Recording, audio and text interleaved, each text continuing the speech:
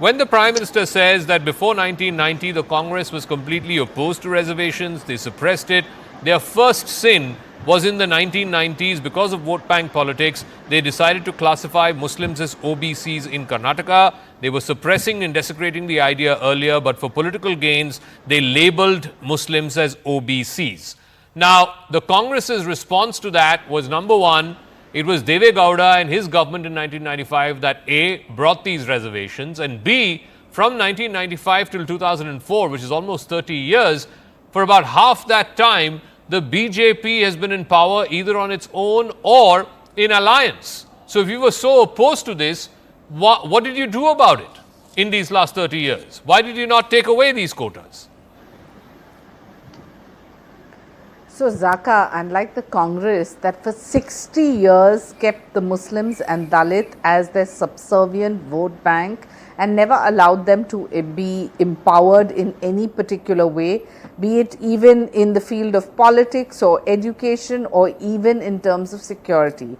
Prime Minister Modi narrated multiple issues in your interview, which I think is one of the best, because clearly our belief and his belief is that justice to all and appeasement to none is not just a tagline, it is part of our thought process. On the other hand, you have a manifesto which has done absolutely nothing for social justice. If you look at what the Congress tried to do in Karnataka and Andhra Pradesh in the 90s, was to ensure a reservation for the Muslims. They have constantly made sure that at every survey and every part of their thought, Muslims should be part of the OBC reservation. Now, if this exposed manifesto, which is not just related to just Karnataka, but it's shown a historical evidence right from Prime Minister Manmohan Singh that, said openly that Muslims are the ones that should have the first right for everything, and we should only look at them first and then talk about others. I think this is a very strong message coming from the Prime Minister, which exposes the Congress, and of course one has seen this for 60 years. So in that sense, it's not something new. Okay. It's just the narrative that the Congress party has chose to expose through its manifesto, which is testimony to that. So, and then when the Prime Minister talked about the inheritance tax, it is absolutely true that on ground, Zaka, today you go to any part of the country, everyone is discussing that will my wealth be taken away in part of a redistribution a pattern of the Congress party, which is so skewed that nobody even knows how it can be implemented, what is going to be the process. And of course, in every essence, this manifesto is bogus. So the Prime Minister has just exposed what they have done for 60 years and the fact that the urban Naxal thought in redistribution of wealth. Kadial, so the Prime Minister is saying, don't see the manifesto in isolation. See what the Congress has done when it was in power. In Karnataka in the 90s, they introduced reservation for Muslims. In Andhra Pradesh, in 2004, when YSR became Chief Minister, they introduced reservation for Muslims. It went into a legal challenge. There were multiple sort of back and forth between the courts and the state government. And finally, it went to the Supreme Court. Even the Supreme Court rejected that reservation should not be on the basis of religion, which is what the Constituent Assembly. And the Constituent Assembly had the likes of Baba Saheb Ambedkar, Pandit Nehru, Sardar Vallabhbhai Patel. None of them wanted reservation on the basis of religion. So the Prime Minister is saying, don't see the manifesto in isolation. Look at the actions of the Congress party in Karnataka, in Andhra Pradesh, and of course what Prime Minister Dr. Manmohan Singh said in 2006 and reiterated in 2009.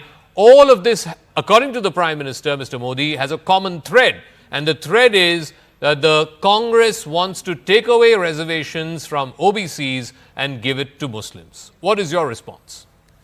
Well, Mr. Modi's nervousness and propaganda is but natural after the first phase of fooling, when the Bharatiya Janata Party's government realized that South mein BJP hogai hai saaf or North mein reh jayenge half, their propaganda began. Now, the fact of the matter is that there's not a word mentioned about inheritance tax in our manifesto, but it is the leaders of the Bharatiya Janata Party, for example, Mr. late Arun Jaitley Sahab, and then Mr. Jayant Sinha, Minister of State Finance, who had said, and I quote, he said, we need estate taxes. Jayant Sinha ji said, we should at least take away 50 to 55% of that for advantage of the people of India, and so that the dynastic business men could also have they could also take it away from them and give it to the people of India. And then he said there should be a level playing field and we should be able to create opportunities for everyone. My question to the Bharatiya Janata Party is that what do you have to say about your leaders? Do you condemn this? No, one second. Ashpreet, let me just explain this to our viewers. The Prime Minister was asked about the inheritance tax. He's given a detailed response on it, which we will break at 7 p.m. tonight. I will just share with you an excerpt of what the Prime Minister said in that answer. He said, मैं आपको हाथ जोड़ के कह रहा हूँ, उनके जो आइडियाज़ हैं, meaning the ideas of Congress party and Congress persons, कृपया करके हमारे ऊपर थोपिए मत. This is what the Prime Minister said, and he's given a categorical assurance. And we'll play out that full excerpt at 7 p.m. Right. A categorical assurance that Modi in his third term is not going to implement any kind of inheritance tax. So for the purposes of your answer, the question that you asked, this is a response from no less than the Prime Minister himself. Yes, go ahead. Now, if I may add to that. However, he did not condemn to what Mr. Jansena said. He did not condemn to what Mr. Jaitley had said. And when Mr. Modi was talking of the Congress party... But by the way, none of your leaders have condemned what Mr. Pitroda said. They have distanced themselves. They have distanced themselves. Nobody in the Congress party has condemned what Mr. Pitroda has said. Go ahead. Yeah. Yes, please. So what I'm saying is that Mr. Rajiv Gandhi did away with estate duty in 1985, number one.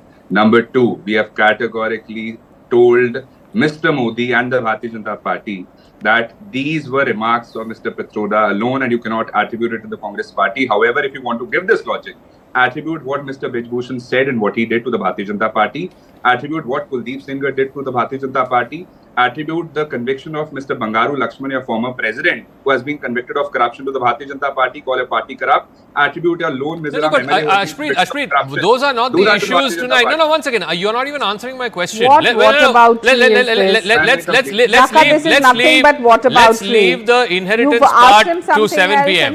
I am asking you a very simple and direct question. What the Prime Minister is alleging, what the Congress party did in Karnataka, what the Congress party did in Andhra Pradesh, what Prime Minister Manmohan Singh said about Muslims having first claim to resources should be seen not in isolation but as part of a mentality of the Congress party that they want to take away quotas from OBCs and give to Muslims. Please respond on that. That's the question. Answering your question, Zaka, please allow me a minute uninterrupted. When Mr. Modi talks of our manifesto and himself distances himself from the manifesto, takes it all away from the manifesto, what's the point? He's contradicting himself. If there is not a word uttered about such things in a manifesto, you cannot attribute it to us, simple as day. But this is propaganda and tell you how it is. Because the Bharatiya Janata Party, one, is aware of the fact that they are losing this election. Therefore, in order to divert the attention from the real issues of unemployment, of inflation, of poverty, they are doing this. Number two, I want to ask the Bharatiya Janata Party spokesperson, who are intruders? Please specify that.